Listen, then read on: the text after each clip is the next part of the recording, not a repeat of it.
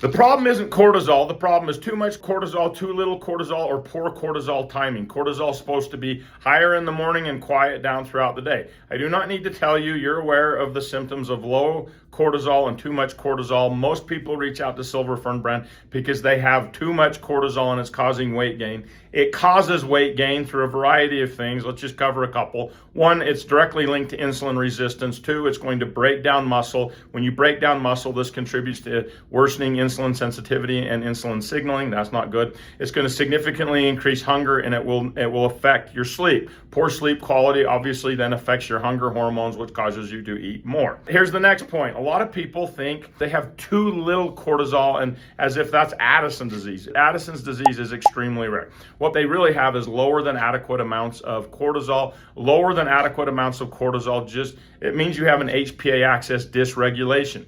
And HPA axis dysregulation is also directly linked to too much cortisol. So if a person has HPA axis dysregulation, they can have too little cortisol, not enough cortisol, or they can have too much cortisol. And then obviously you all know that stress causes cortisol. So if you're always stressed, you're going to have elevated cortisol levels, right? Right. What most people miss is the liver. The liver is the organ that is responsible for clearing cortisol. If you are not clearing cortisol, this negatively affects your HPA axis. So you get HPA axis dysregulation, and this causes, once again, low cortisol or high cortisol, and they can go up and down, right? So Silver Fern brand, here are the suggestions we give. The first is stress complex. Stress complex has saffron side. The clinical studies strongly support it for coping with stress, so significantly improving how you address stress, improving sleep. The data suggests it's going to significantly improve your HPA axis function. And then, yes, it will help you balance, which is really what you're wanting to do. You want to balance and you want to run your cortisol the way that it's supposed to. Once again, you're not spiking or blunting it. You want it to be normal cortisol levels.